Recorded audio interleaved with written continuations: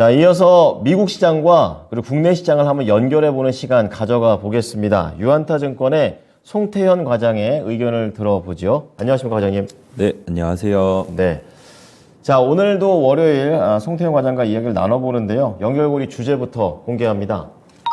자, 놀라운 고용지표 금리. 샌프란시스코 연은총재가 똑같이 말씀하시네요. 그리고 달러 강세를 촉발했다. 결국 이게 확실히 좀 부담이 되는 것 같습니다. 시장 어땠습니까? 사실 고용지표 발표가 장전에 있었잖아요. 그렇죠. 금요일 날 우리 시간에 네. 있었죠. 네. 그러면서 사실 처음 출발이 좋지 못했었다가 네. 그것을 사실 보합권까지 올렸다가 그게 결국은 이 달러 강세라든지 금리에 대한 부분이 많이 올라간 상태가 계속 유지가 되다 보니까 네. 결국은 다시 하락으로 마감을 하게 되는 이러한 이제 흐름이 나왔었는데 네. 고용지표 하나만 놓고 봤을 때는 정말 미국의 고용은 다르구나. 아니, 너무 예상치랑 앞자리가 너무 다르게 나오니까 깜짝 놀랐거든요. 네, 맞습니다. 사실 이렇게 조금 예상을 잘못해도 되나? 라고 생각이 될 정도로 신뢰의 문제까지. 수치에 좀 차이가 좀 많았다라고 보시면 될 것 같고요. 네네. 뭐 두 가지에 대한 원인을 이야기를 하고 있기는 한 것 같아요. 정부에서 다시 한 번 더 고용을 많은 부분 늘렸다는 게 첫 번째였던 것 같고요. 네. 두 번째는 워낙 빅테크들이 이번에 감원에 대한 뉴스 보도가 많이 나오다 보니까 네. 이 눈높이 자체가 워낙 낮아질 수밖에 없었다는 거죠. 그래서 이제 감원된 인원들이 생각보다 빠르게 다시 재취업을 하게 되면서 예. 이 고용 같은 경우에 잘 나오게 됐었었는데 우린 뉴스 보도가 워낙 많이 나오다 보니까 그렇죠. 거기에 따라서 눈높이를 낮추게 되고 이것이 이제 이 예상치와 실제치를 많은 부분 차이 나게 만들었던 부분이 아닌가라고 이야기가 나오고 있습니다. 그렇군요. 그래서 예. 뭐 수치 관련돼서 이런 내용이 있다라고 보시면 될 것 같고요. 네. 1월 비농업 부분 고용 지수를 보게 되면은 51만 명을 넘어가는 모습이 있었습니다.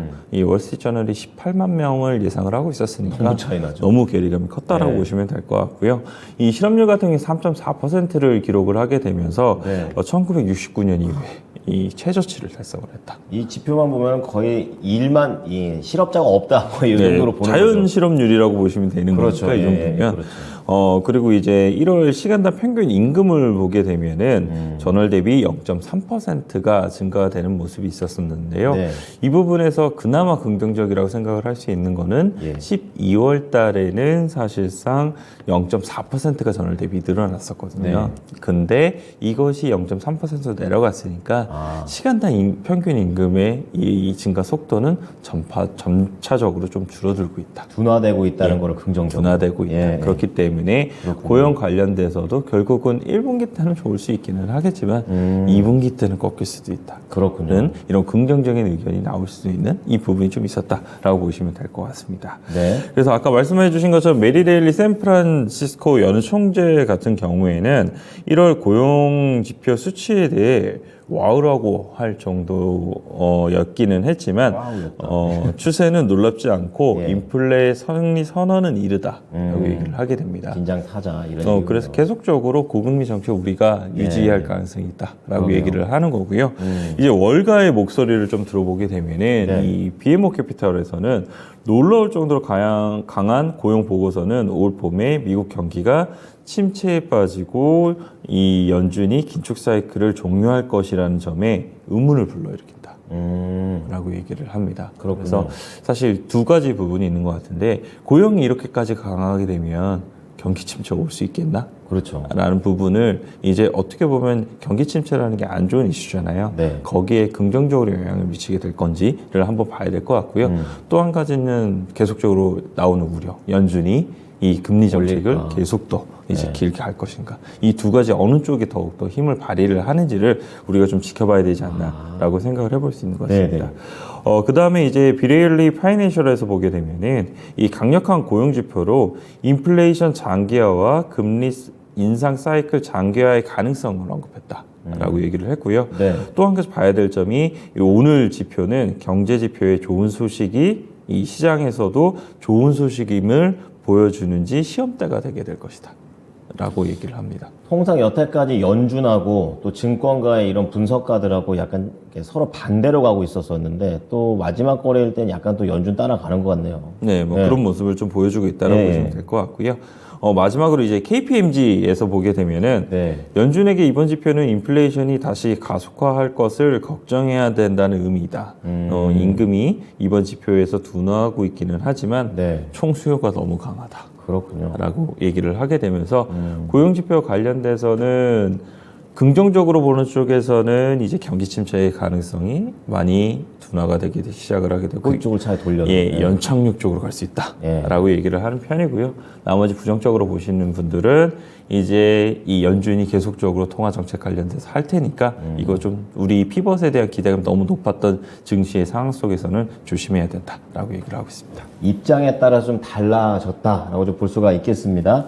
자, 이렇다 보니까 경기가 회복될 수 있다. 그렇게 되면 금리 인상, 국채 수익률이 확 올라가 버렸는데요. 어땠습니까? 네, 10년 국채 수익률이 13bp 이상 올라가게 되면서 꽤 세게 올라갔죠. 예, 3.5%를 기록을 하게 되고요. 네. 그리고 2년 국채 수익률이 20bp가 올라가게 됩니다. 그러면서 4.3을 기록을 하게 되는데요. 결국은 금리에 대한 부분이 급격하게 상승이 나오게 되면은 네. 지금까지 사실 아까 말씀드린 것처럼 피벗에 대한 기대감 뭐 아니면은 줄죠. 금리가 더 이상 이제 올라가는 것에 대한 끝이 보인다. 이런 기대감에 의해서 기술주 위주의 성장을 상승이 많이 보였었는데 예. 이런 부분이 되돌림이 나올 수밖에 없는 부분이라고 그렇죠. 보시면 예. 될 것 같고요. 또 하나는 이제 달러 인덱스 관련돼서 102.9를 기록을 하게 됩니다. 한 1% 넘게 올라갔더라고요. 네, 1.3% 네. 가까이 올라가게 되는데 네. 사실 시장에서는 예상을 했던 것이 ECB하고 이제 BOE하고 통화정책 회의를 이제 하고 나면은 네. 연준과 이 주요국의 이 중앙은행들의 통화정책 이 사이클의 차이가 지금 2023년도에 역전이 되기 시작을 하게 되잖아요. 그에 따라서 달러가 더욱더 약세를 보일 것이다. 네. 라는 이런 관측이 상당히 많았었는데 생각보다는 그렇지 안 않은 그러네요. 이런 움직임이 나오고 있고요. 예. 그에 대한 원인도 보게 되면은 이 BOE라든지 아니면은 ECB 같은 경우에도 금리 인상에 대한 속도를 조절하게 되지 않겠느냐. 라는 이러한 이제 부분이 여기저기서 보인다는 거죠. 그래서 생각보다는 달러가 계속적으로 이 하방으로 내려오고 있었었는데 그것이 지금은 다소 밋밋해지거나 다시 네. 반등이 나오고 있는 형국이다라고 보시면 될 것 같습니다. 그렇군요. 다만 이제 ING에서 보게 되면은 네. 이 경기 둔화가 빠르게 진행되고 있음을 확인될 경우에 달러가 크게 하락하게 될 것이다. 라고 이야기를 하고 있어서 아직까지는 시장에서 달러 관련돼서는 약세를 많은 부분 전망을 하고 있고 네. 달러 약세가 진행이 되면 진행이 될수록 아무래도 위험자산이라든지 아니면 신흥국이라든지 이런 쪽은 기회가 많이 발생할 수 있으니까 달러의 추이는 우리가 계속적으로 방향성은 우리가 봐야 된다라고 보시면 될 것 같습니다. 네, 뭐 신흥국 쪽에 포함되어 있는 국내 증시 입장에서는 달러의 흐름을 계속 보자는 얘기로 연결해 볼 수도 있겠네요. 자, 이어서 종목 두 개 볼 텐데요. 우선 애플 보겠습니다. 강했네요. 네, 애플 그래도 긍정적인 이 코멘트가 많이 나오더라고요. 실적이 안 좋았는데도. 네, 실적이 예. 안 좋았음에도 불구하고 대부분의 월가의 의견은 그 실적은 단기적으로 안 좋은 거다. 애플만 안 좋냐? 다 안 예, 좋지. 얘기를 하는 쪽이 조금 더 강했다라고 그쵸. 보시면 될 것 같고요. 네. 장중에 4%까지 상승이 나왔다가 사실 2.4%로 마감이 되기는 했지만 금요일 시장에서 상승 종목이 많이 없었다는 점 이런 그렇죠. 점을 봤을 때는 네. 확실히 특징주로 보시면 될 것 같고요. 예. 이 모건 스탠리는 단기적인 매크로 악재와 공급 차질 문제에도 불구하고 애플은 강력한 성장 모멘텀을 이어가고 있다. 애플의 실적 발표 이후 주가 하락은 투자자들에게 매수 기회로 간주되어야 된다라고 긍정적인 코멘트가 나왔고요. 그러네요. 이 에버코어 같은 경우에는 이 20억대에 달하는 설치 기반은 이 애플 수익화의 기회가 무궁무진함을 보여준다. 결국은 애플의 아이폰이 많은 부분 MS를 장악을 하고 있기 때문에 네. 여기서에 대한 기회가 많을 수밖에 없는 거고 결국은 이 20억대라는 것이 뭐 교체 주기라든지 이런 부분이 단기적인 매크로에 있어서 이 안 좋을 수 있는 부분이 있겠지만 그거는 결국 이연이 되게 되고 그 이연된 이후에는 다시 소비가 나올 수밖에 없다. 라고 얘기를 하게 되는 겁니다. 그래서 애플이 비교적 더욱더 강했다. 있다라고 보시면 될 것 같고요. 네. 그리고 구글 같은 경우에도 완전 반대입니다. 긍정적인 부분은 많았어요. 다만 이제 네. AI 쪽으로 조금 더 많은 이야기가 나왔다라고 좀 보시면 될 것 같고요. 앞에도 최현재 전문가님께서 관련된 내용을 좀 이야기를 좀 해주셨던 부분이 있었던 것 같은데 네. 어쨌거나 이번 주 8일 날 보게 되면은 구글이 AI 관련된 이벤트를 이제 유튜브를 통해서 이야기를 하겠다라고 이 발표가 나왔습니다. 비전들이 좀 나오겠네요, 이제. 아무래도 거기에 관련돼서 비전이라든지 아니면은 투자에 대한 부분이 어떻게 진행이 되고 있는가, 향후 우리가 목표를 어떻게 세우고 있는가, 뭐 이런 부분이 더욱더 자세히 나올 가능성이 상당히 높다라고 좀 생각을 해볼 수 있는 것 같고요. 네. 오늘 만약에 시장에 대한 부분이 밀려서 시작을 하게 될 것 같은데 그에 따라서 AI 관련된 종목들이 차익이 발생을 하게 되면은 2월 8일에 이러한 모멘텀이 나올 수 있는 부분이 있기 때문에 그 과정 속에서는 뭐 많은 비중을 실기에는 이미 너무 많이 올라서 부담스러운 부분이 있기는 하겠지만 그래도 어느 정도 트레이딩 관점에 대한 비중만큼은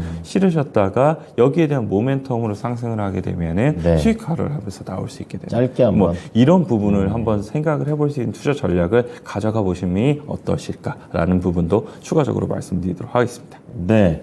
자, AI 전략법에 대해서 간단하게 좀 말씀을 드렸고요. 이제 반도체하고 테슬라 좀 보겠습니다. 반도체는 부진했네요. 네, 아무래도 뭐 성장주들이 다 대부분 하락이 나왔기 또 때문에 금리 인상 얘기 나오고요. 부진했다라고 보시면 될 것 같고요. 네. 필라델피아 반도체 지수가 한 1.9% 정도 하락을 했고요. 뭐 엔비디아, AMD 그리고 어플라이드 머티리얼즈 그리고 마이크론 테크놀로지까지도 뭐 1.2%에서 많게는 3.5% 정도의 하락을 보였다라고 보시면 될 것 같습니다. 네, 네. 그리고 퀄컴 같은 경우에도 목요일 시장 끝난 이후에 실적을 발표했던 부분이 있었었는데요. 네. 역시 실적에 대한 부분이 그닥 좋지만은 못했기는 했지만 선방한 거 아닙니까, 이 정도면? 뭐 그럼에도 불구하고 네. 이제 시장에서는 애플에 대해서 사실상 많은 부분 줄어들고 있고 그리고 스마트폰 관련돼서 업황이 좋지 못함에도 불구하고 많은 부분 매출처가 다변화되고 있다라는 부분 그리고 사업 비즈니스도 다변화가 되고 있기 때문에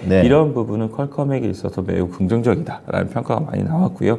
그에 따라서 퀄컴 같은 경우에도 다른 업체들 대비 훨씬 더 적게 빠지게 되면서 잘 마무리가 되었다라고 보시면 될 것 같습니다. 네. 그리고 마지막으로 이제 테슬라 말씀을 좀 드리게 되면은 테슬라가 0.9% 상승하면서 마감을 했는데요. 네. 장중에 많이 올랐어요. 한 5%까지 올랐었는데 많이 이제 올랐네요. 시장이 하락이 커지게 되면서 그런 부분 반납을 했다라고 보시면 될 것 같고요. 네네. 이 밸런스에서는 공격적인 가격 인하 정책을 통해서 중국에서 양호한 이제 차량 인도 실적을 보여주고 있다라고 얘기를 하게 됐는데 네. 중국에서 1월 이제 판매 실적에 대한 부분이 나왔습니다.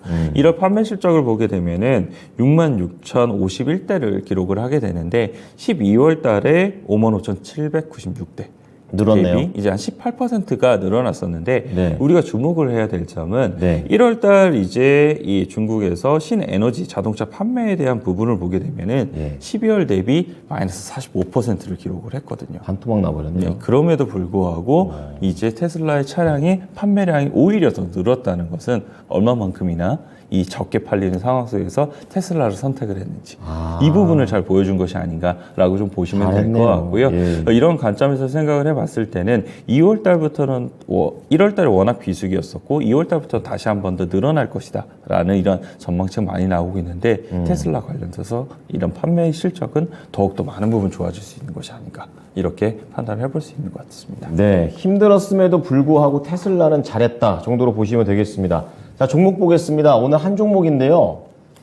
아모그린텍입니다. 역시 테슬라 보시네요. 네, 테슬라에서 가지고 왔다라고 보시면 될 것 같고요. 제가 아까 그 중국에서 이제 상하이 공장 관련된 부분을 말씀 못 드렸었는데 이 생산이 이제 주당 2만 대 수준으로 상향 조정이 되게 되면서 2022년도에는 연간 71만 대를 생산을 해냈었는데 이걸 이제 올해는 연간 100만 대까지도 늘릴 거기 때문에 이런 부분에 있어서 이 테슬라에게 이 부품을 공급하고 있는 업체는 충분히 큐가 늘어날 수 있는 부분이 있지 않을까라고 생각을 해볼 수 있는 것 같고요. 아모그린텍 같은 경우에는 테슬라와 관련돼서 주요 고객사를 가지고 있기 때문에 그런 부분이 충분히 수혜를 받을 수 있는 부분이 있다라고 생각을 해볼 수 있는 것 같습니다. 네. 그리고 4분기 실적 전망을 보게 되면은 영업이익이 518억 정도 나올 걸로 예상이 되고 있고요.